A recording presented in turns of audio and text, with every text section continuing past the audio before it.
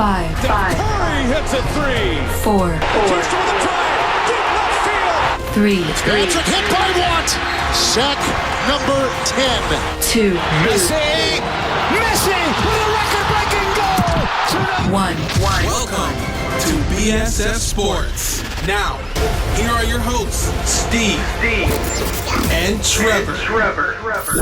Good afternoon and welcome to another edition of BSS Sports. My name is Steve Schill with the ever lovely Trevor Struthers. We're talking Champions League, we're talking NBA Finals, and we're talking NHL Finals. If you're able to catch the game on the weekend in Cardiff, it was Real Madrid versus Juventus. Great Italian. Ronaldo opening the scoring in the 20th minute, and then Mario Mandzukic scoring for Juventus. Things were tied up at 1 apiece. And then when we got to the second half, things went downhill really quickly. 64th minute, Ronaldo scored again. Casemiro as well, and Asensio. So, 4-1 final, Real Madrid back-to-back winners. If we're looking back to the group stage, Borussia Dortmund of the German league actually finished one spot ahead of Real Madrid in Group F going into the knockout rounds, and Juventus was the top of their group in front of Sevilla. Great game overall. The whole argument, Trevor, between Messi and Ronaldo, this basically goes back and forth. Right now, Ronaldo, I believe, is 1 goal ahead in Champions League, which if you don't know what Champions League is, it's essentially just the top 4 to top 3 to top 2 teams in the tier 1s, per se, across the world. So the top German league, the top France league, the top England league, and whoever won those ones get to be put in this big pool. A lot of cash up for grabs, and it's a tournament that everybody watches.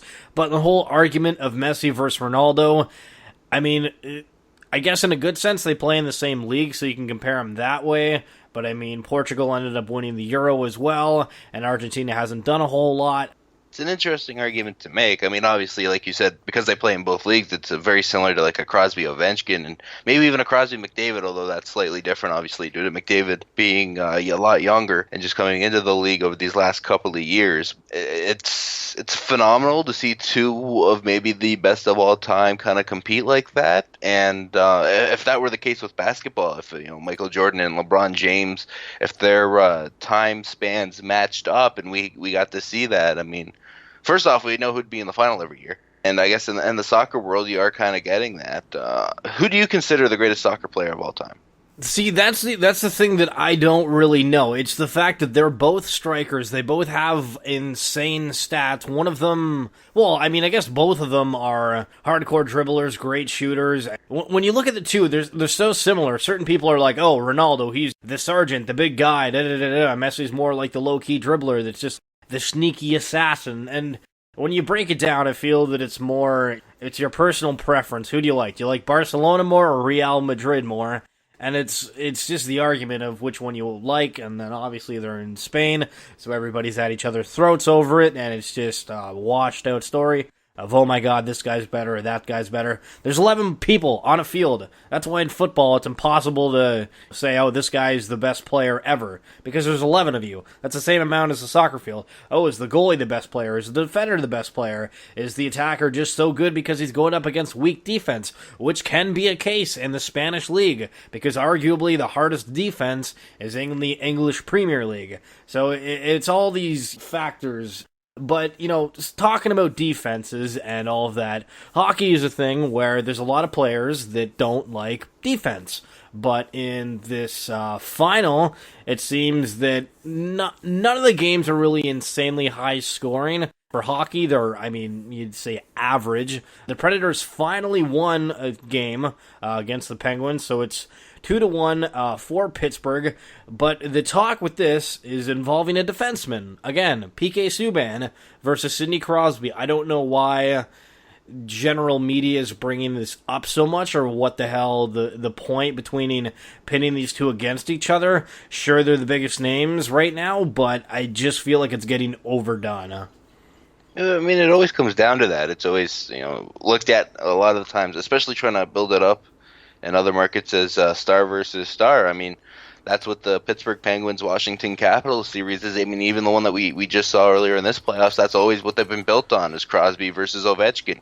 And so, I mean, it's basically the same thing here. And I mean, maybe it would have been Johansson and Crosby if he was still playing, being how that would actually be a technical matchup, center on center potentially. But they're looking at it star on star, and PK Subban is that star. And I mean, there was the back and forth they had towards the end of game number 2, and the funny comment Subban made after the game about the breath, and maybe getting himself some sort of a sponsor deal with Listerine coming up or something. But I mean, that was great on his part. It's a little unfortunate Crosby had to ruin the thunder and say that he made it up. It's star versus star is how you build big rivalries. And I mean, how did we, before Durant, how did we look at Warriors versus Cavs? It was a lot of, and I mean, basketball is different where a star can really absolutely control the game. I've talked about that a lot before, whereas hockey, I mean, obviously you're limited to playing about no more usually than, if you're a forward, 20 minutes out of the 60 minutes that happen. But usually we look at the Warriors versus Cavs, before this year anyways, but as Curry versus LeBron James. So, for the specific series between the Penguins and the Predators, it's basically shaping up thus far. Whoever the home team is the team that's going to win. Do you think that's the main factor to look at, or through watching those games, do you think that it's, the goaltender standing on their head? I mean, it very well could be just, I mean, Pittsburgh is, in my opinion, the better team, and I don't think there's too much doubt about that. They don't have the better defense, especially right now with how beaten up it is, no Letang. And, I mean, obviously that goes to Nashville. And, I mean, they probably even have the better goaltender just overall-wise. I mean, I know Matt Murray has a Stanley Cup and is this close to Stanley Cup number 2. I mean, he's 2 wins away, for crying out loud. But Pekka Rinne has the bigger track record and the bigger thing to go off of. And so, I mean, I give them the edge even in goaltending. Pittsburgh is a team that can come at you with incredible amounts of pressure.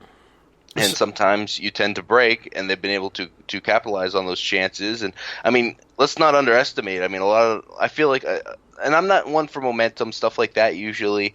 But I mean, I definitely feel like that crowd in Nashville had a lot to do with their victory, or at least getting off to a good start after giving up the first goal. I mean, they gave up the first goal, but then they rebounded well from that in game number 3. So, I was having dinner with a Montreal Canadiens fan over the weekend, and we were talking about the PK Subban deal and the Shea Weber, and I was like, okay, so in your opinion, now that, the trade's over and you've had a significant time to kind of reflect on it, what's your thoughts? And they said, Shea Weber's great, I wouldn't change it, both teams got, a fair trade in that, but the big thing for Montreal this year was the fact that Carey Price wasn't winning them games like he previously did. And so going into Game 3 here with the Predators, the talk was on, obviously, Pekka Rinne saying, okay, he's not doing what he needs to do. He's not, outperforming and whatnot. But do you think that's just general, he's, in a slump, he's on a decline or something, or do you think it's just the fact of, it's a little bit of a fluke and they weren't at home and now they're back on home, they're back on the rhythm, and this series is going to take a whole new turn? Maybe it has something to do with being somewhere he hasn't been before, and I think that has a lot to do with it. I mean, obviously, people just throw that out there, and, I mean, who knows? We can't be in his mind, right? So, I mean, he's really the only one that knows what could be getting to him and how he's treating being in the final, but, I mean, he rebounded well last game. Obviously, some goal support helps, but, I mean, he has a chance to be the star. I mean, he was essentially a big star for the Predators coming into this series with how he played, definitely against Chicago. I mean, they could hardly score on Pekka Rinne, and that's where he kind of made his impact to start these playoffs and has kind of carried on. And he has a chance to be a real star here in this final and maybe find a way to pull off the Conn Smythe even, if he can steal, just allow 1 or 2 goals the rest of the way and steal some games for them. So if you're planning on watching the game number 4 in Nashville goes tonight at 8 o'clock, or nicknamed Smashville. Really hate that name, don't know why they used it. Anyway, so the NHL expansion draft, it's coming up, and the way they're doing this, and Trevor, I want your opinion on this, because I think it's kind of smart, but it's also, in a way, really going to help the media. But what's going to happen, from what I understand, is that the expansion draft will happen from June 18th to 20th. The teams' selections, like the Vegas Golden Knights, the selections they make will be announced on June 21st, which is the NHL award ceremony. Now, sure, this adds, well, I mean, it gives the NHL awards something worthwhile to watch. I mean, it's cool to find out, hey, who's winning what, but I think this definitely adds something. But it also gives room for media to speculate, and at a point, some of the stories coming out of like, oh, who's going to go in this and that, some of them are a bit far-fetched, in my personal opinion. But do you think this is smart on the league, or do you think they should just do it like a live NFL draft type of deal? I don't know what would be the best approach, really. I mean, obviously, they look at this as a way to try to improve the show and improve ratings for the NHL awards, and I mean that's something that definitely needs to happen. So from that perspective, it works. But they're missing out on creating maybe a whole new program for this special occasion that just kind of focuses on it. And I mean the platforms are out there. I guess that they would do it on Sportsnet up here, and then not NBC but NBCSN down in the States is where they could throw that program, and those channels would eat it up gladly.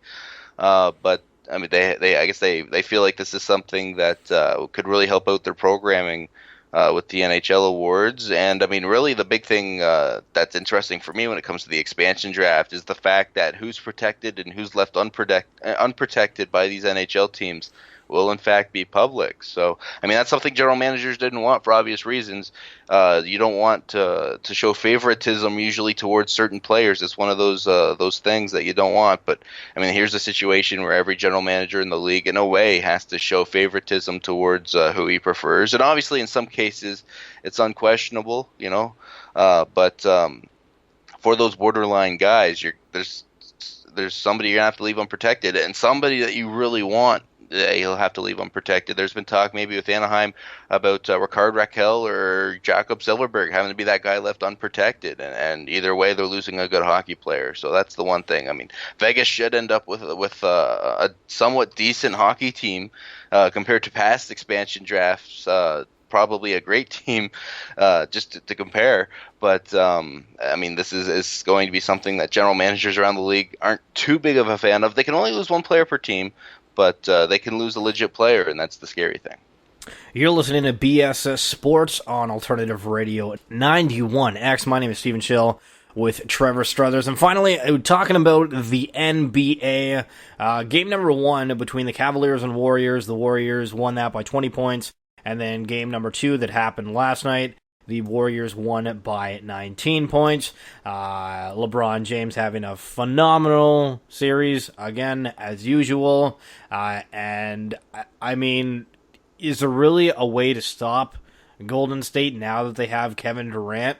Because, I mean, they were good last year, but now they're almost stupidly good. I know that doesn't sound very professional, but the fact you take so many all-stars, throw them on a team, and you'd think, okay, this isn't supposed to work, but it's working really, really well. Kevin Durant is the straw that breaks the camel's back, and I mean, they have a chance here to potentially go down as one of the greatest NBA teams of all time. I mean, no team before has gone undefeated throughout the playoffs, and they're 2 wins away, and they have a chance here to sweep the Cleveland Cavaliers. And we thought this was going to be a great slobber knocker of a series, but I mean, we're looking, you know, just a year ago, and Kevin Durant obviously wasn't in that series, and a guy like Tristan Thompson has been quieted down a lot in this series as well, with from a rebounding perspective. LeBron James is still finding a way to produce, but they don't have a way to counteract what Kevin Durant can do. Because if you have Kevin Durant and Steph Curry putting up 60 points, I mean, let's not forget Klay Thompson's also on that team, and that's a guy that can shoot. They can come at you from any direction, and Golden State here could seriously sweep this series. They are looking phenomenal.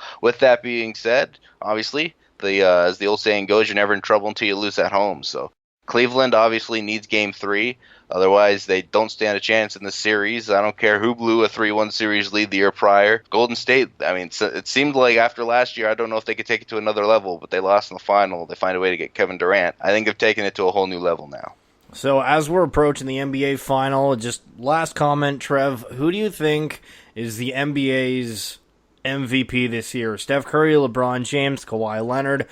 Personally, I think it's Russell Westbrook. I mean, he had 42 or 43 triple-doubles, and that's insane to do throughout the season, breaking Oscar Robertson's record.